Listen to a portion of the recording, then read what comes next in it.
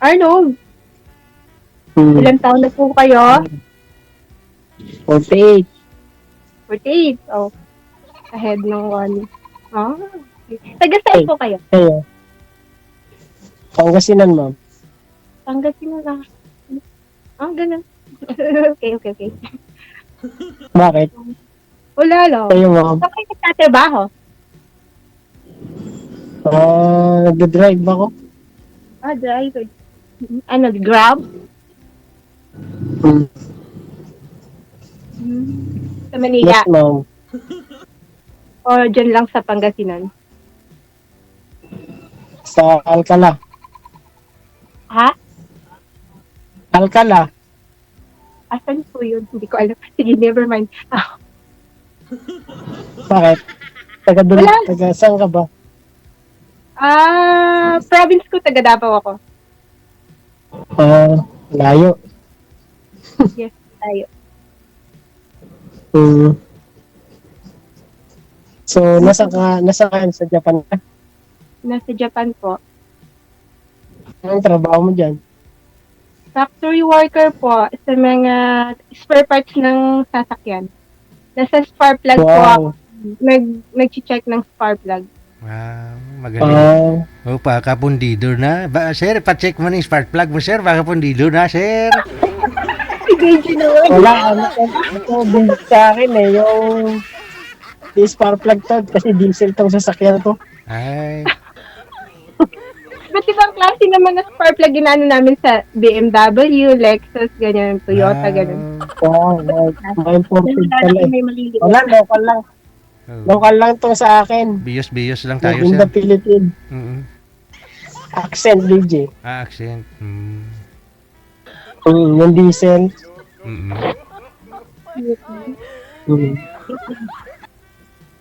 Matagal na kayo dyan, bro? 20 years? Wow, mayaman ka na. Uy, mayaman sa resibo. Bakit?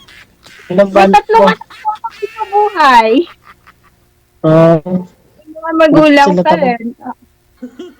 Okay lang yan. At least Kaya ako nandito sa Japan kasi nga yung father ng mother ko is Japanese. Lolo ko hapon. Ganun. Ilan bakasyon mo?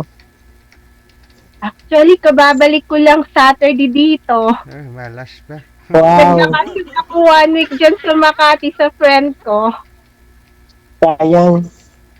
Last June 3 ako umuwi. Then bumalik ako last Saturday. Kasi yung work nga, nagpaalam ko. Ano lang ako, pinahinga ko lang yung sa trabaho eh. Kailangan ko. Ba't ka mo in Davao? By August ako uwi ng Davao. Naka-plan na yan, naka-sked na yan August. Yung sa Manila kasi yung pag-uwi ko, may inaasikaso lang kasi ako sa Batangas. Bumili ng Ano yun? Negosyo? lupa. Yung lupa. Investment ba? Kaya sandali lang ako. Tinignan ko lang yung area, yun. Balik na agad. Nagustuhan ko naman, siguro baka, yun, kukunin ko. Pag-isipan ko pa mabuti. Pero maganda yung area. Ilang hektarya? Di naman siya, kalakihan. Hindi naman. Maliit lang. Si sir na yung mag-manage yan pagdating ng araw. Talagyan ko ng kambing, DJ. Kambing? Farm. Farm. Gawin kong farm. Actually, malapit siya sa beach eh. Kaya ako nagustuhan eh. Resort. Saan sa Batangas? Saan ba yun? Cebu? Tanawan? San Pascual? Oo. Hindi pa ako pamilyar sa Batangas kasi nagustuhan ko lang siya kasi search ako sa net na saan magandang tatlo pinagpipilian ko, Laguna, Cavite o Batangas. So Batangas yung check mo maigi, baka scam yan. Maraming scammer. hindi naman, napuntahan ko na at saka talagang nano ko na. Kaya ako maraming ganun. Kaya nga ako umuwi, pinaggastusan ko talaga ng pamasahe para matingnan ko personal. Oo. Check ko. Ba't magpo-for good ka na? Malalaki na yung mga anak ko eh. Patayuan natin ng mall, ma'am. Total, malapit sa dagat. Oo, malapit sa dagat. Para may iba naman, mall yung tayo natin malapit sa dagat. Pwede rin. Pwede rin, may kasamang mall. Kayo pala sir, may anak na kayo, asawa? Wala na, hiwalay. Ako, 3. Malalaki na yung anak niya? Malalaki na, 17 tsaka 18. Tapos bunso ko, 6 na taon. Maliit pa. O bakit naman sana yung misis mo? Si YC. Hindi pa rin makontento, di kaya ganun. Ganun? Oo, ganun talaga eh. Pero kasado ka, sir. Yung una ko dati, pero huwis yung sa City Hall. Pero mas matibay yung huwis na kasal kesa sa simbahan. Yun naman na yung pinag-uusapan sa ngayon yun, mga kasal-kasal kasi karamihan naman papakasal, nag-iiwalay din, wala rin. Nag-iiwalay din, di ba? Pero mo yung mama at papa ko rin, gano'n, no? Kung kailan sila tumanda, may edad na rin ako, nagkakahiwalay, iniyakan ko pa para lang magkabalikan sila. Hanggang sa, wala, umanaw na yung papa ko last year. Kaya naka-schedule ako uwi by August for the, ng papa ko. 1 year death anniversary. Condolence nga ron. Paano yun? Ano yun, ma'am? Ilang taon na sila nung naghiwalay, ma'am? Sabi mo, matanda na? Matanda na. Ano na ako eh. Ilang taon na ba sila? Matanda na talaga. Ilang taon na? Mga 50. Naghiwalay. Kasi hindi sila, yung mother ko kasi pumasok pagka-saksi ni Jehovah. Yung father ko, faithful siya sa pagka-katoliko. Yun ang hindi nila pinagkakaunawaan. Dahil sa religion. Nagsisela yung papa ko kasi yung mama ko laging lumalabas. Ayun. Sabi ng papa ko, may lalaki daw yung mama ko. Ganun. Ganun lang. Wala tayong magagawa.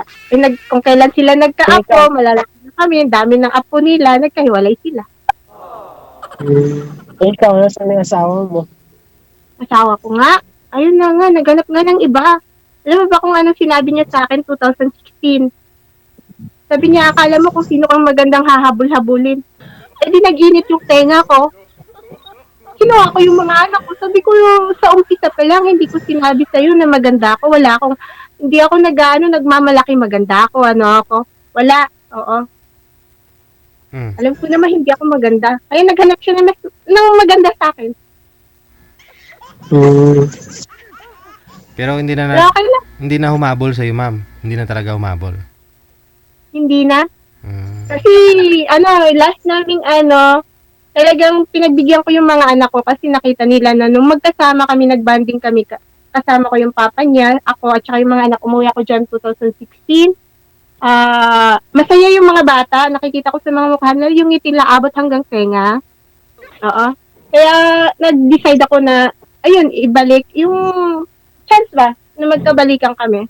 Pero wala na talaga. Ang sabi niya sa akin, napasubo na daw siya. Meron na siyang nanong babae na parang nabuntisan na niya. Siya ang sinubo, ma'am. Siya ang sinubo pagka ganun. Parang inaagad siya sa pamilya ng babae na pag hindi niya pinakasalan, kasi hindi nga kami kasal. Pag hindi niya pinakasalan yung babae, papatayin daw siya. Yun. Hindi rin naman ako naghahabol kasi ganong klaseng lalaki kasi walang paninindigan. Oo. Hindi marunong. Kayang hiwalay.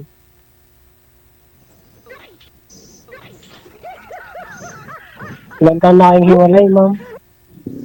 Tagal na. Pero after that, meron naman ako makarelasyon na talagang wala ako swerte. Namatay naman.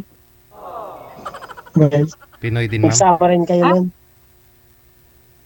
Inatake siya sa high blood. 2020. Matagal din kayo nagsama. Pinakain mo kasi ng mataba. Sobrang masibo, ma'am. 3 years kami nagsama nun, pero hindi talaga totally na kasi pauwi-uwi nga lang ako. Sa isang taon, 3 years at 3 times niya akong pinapauwi. Siya nagpapauwi sa akin. Actually, yung mga anak ko, yung 3 anak ko, sa kanya nakatira, inaalagaan niya. Sobrang bait na yun. Wala akong masabi. Akala ko nga, yun na talaga siya. Kaso lang, hindi pa pala. Kinuha siya ni... Pero nung namatay, ma'am, hindi kayo magkasama ang dalawa nung namatay? Hindi po nakalak.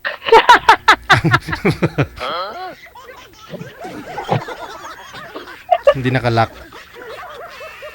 Mukhang nakita mo yung nag-lock sa Facebook. Content lang pala yun.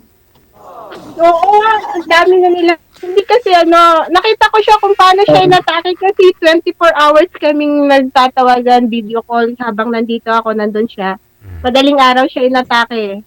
Ginising niya ako para na oras ko na daw sa work. Then naligo ako. Nung pagbalik ko pagkatapos ko maligo, ayun na, sabi niya, mi, yung gamit ko, nakikita ko yung bibig niya ngumimiwi ng ganun. Tapos sabay bagsak niya. Gusto kong umuwi ng Ha? Hindi siya humingi ng tulong sa mga kasama niya sa bahay. Yung anak ko nasa kabilang kwarto natutulog. Oo, hindi narinig. Then, siya nasa kwarto niya, nilock niya yung kwarto niya. Kaya ginawa ko, tumawag ako sa landline sa mga anak ko para magising yung phone, ingay ng ingay. Nagising yung anak ko. Inattempt nilang buksan yung pinto nung yung partner ko, hindi lang mabuksan kasi nga nakalock, sinira na nga lang nila eh. Pagpasok nila, wala, nakahandog sila sa lapag. Pinto pa lang nakalak. Gusto ko umuwi nun, hindi ko magawa kasi nga walang eroplano o tiyempo pandemic eh. Pandemic ng 2020. Matagal ako nakamubo nun. Then hanggang ngayon, ayun, tinry ko lang dito. Akala ko, malilibang ko sarili ko. So, ano naman nangyari? Nalibang ka ba o hindi? Hindi, nanonood ko kay BGGL. Parang natutuwa naman ako na nasabi ko, mag-try nga ako sa sarili ko. Kung kaya ko ba. Nakakaya din naman pala. Pero hindi, matagal na ako nag-try kay DJ kasi lang yung signal ko ata, hindi, lagi hindi maganda, oo. Pero sa'yo, sir, yung huli nyo pong nakausap dito, sir, ka-video call mo pa, kausap mo pa palagi, hindi? Hindi, sir. Hindi naman kami nag-usap after na nag-usap kami dito. Wala na? Hindi na kami kontakan. Nakailang paano na po kayo dito, sir? 10. Dami na. Siyempre naman, DJ. Apat pala. Dami na. Wala eh. Ayaw nila sa akin eh. Kasi lang daw ako. Kaya ganun. Ikaw, first time mo, ma'am? Yes, first time ko.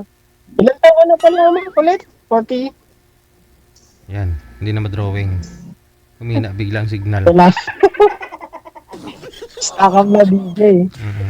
Wala na, oh. Malungkot pa. Iniisip niya pa yung naging kalibin niya. Wala.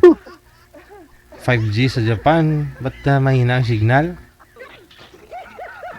Oo nga, high-tech ang Japan, DJ. Bakit ganun? Internet. Wala na. Ma'am Kao? Kaiba yung pangalan niya, sir. Kaurizen. Kaurizen. Wala na. DJ.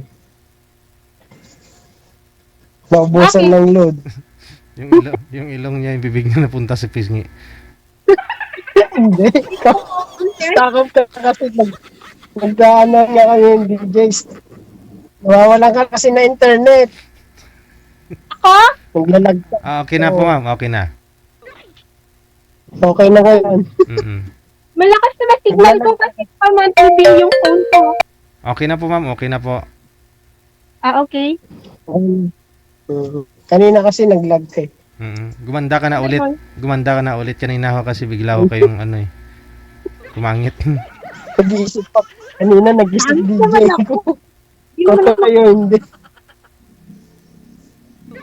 Ilang taon ka na ulit, ma'am? 40 ano? ano siya? Nakailang tanong na siya, 47 po. Gusto mo dagdagan ko na rin, gawin mo lang 50 para sarado 50 para di mo na makalimutan. Hindi, kasi nung nagtanong ako, nag-lag ka, kaya hindi wala ako kaming narinig. Wala akong Okay, narinig. 47 po, 47. Kung narinig ko, di ba't nagtatanong pa ako?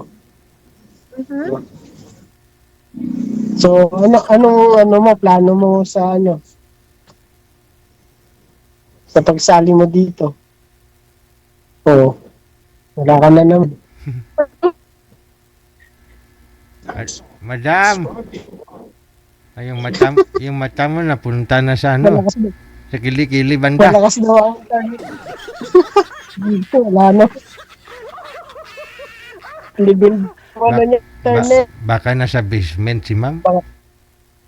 Baka hindi nagbayad, DJ. Oo. Expire na yung plan. Plan kasi. Uso sa kanila, plan. Plan. Wait, po ba signal ko? Malabo, ma'am. Naglalag ka. Ganon. Bakit kaya? Ayan, okay na Wala. naman. Kinukontraho yata ng boyfriend mo yung signal eh. Ah, baka. Oo nga. Ayaw ka pag gano'n. niya. Ayaw niyang paligawan ka. Ayaw niyang pag-asawain ka. Baka nga, kasi Eh, yun ganun. yung ano namin eh, na kung sinong mauna, ayun, maghihintay, susunduin. Ay, ganon. Oo. Nagsumpaan ka naman. Baka sinusundo ka na. Wala. Huwag naman! Paano papunta yung mga anak ko 3 dito? Pag nakapunta na sila. Ikaw naman lang uuwi pag nandyan na sila. Oh, pagod na ako eh. Ilang taon na ako nagtatrabaho dito. Nakakapagod din. Hindi ka nakahanap ng So- hapon dyan, ma'am? Oo. Ayoko ng hapon. Ayoko ng hapon. Bakit po? Marami yakuza dyan. Yung hapon kasi marami nagsasabi mga friend ko na tawag dito paano ba sumitay? Malamig. Hindi kagaya sa ating kagaya Pilipino, oo. Pag nagmahal talagang diba? Mga hapon kasi, Malamig. yun lang, pag gusto nila, ganun. Mm. Bigay pera, ganun. Oh. Painitin mo. Para Yada. paminit. Pag malamig, painitin mo. Ganun. Hindi naman basta-basta yung hapon pag gusto mo, papayag sila eh. Pagkatapos nga ng kunyari, ganun lang kayo ngayon. Walay kayo ng higaan yan, hindi kayo magkatabi. Pero wala nag-try ng manligaw sa'yo dyan. O hapon. Wala, kasi suplada daw ako. Mukha ka po nila eh. Talagang, parang ganun na nga, kasi maliit lang din ako. Parang Haponesan na din tawag nila sa akin. Kaya nga. Mukha ka nga po nila, pati yung buhok mo. Ganun lang ako kalit. Hindi naman. 4'11 lang po ako. 4'11 ako. Matangkad ka na yan. Mas matangkad ka kay Mahal.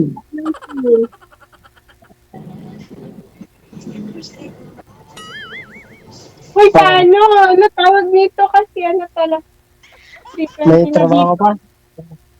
Mag-prepare na ako para sa panggabi kasi ako start ko 5:50 hanggang bukas yun ng umaga. Sige. Alam na kayo din. DJ, maraming salamat DJ na nakapasok ako dito. Hindi ka naman nagsisi, ma'am. Hindi ka naman po nagsisi. Hindi naman po. Oo. Sige. Salamat, DJ. Thank you so much. Yung trabaho daw. Oo. Sige, good luck Kaya ha. magpipresenta kasi ako para puntang work eh. Magpaganda. Bye-bye. Babalik ko sa ngayon.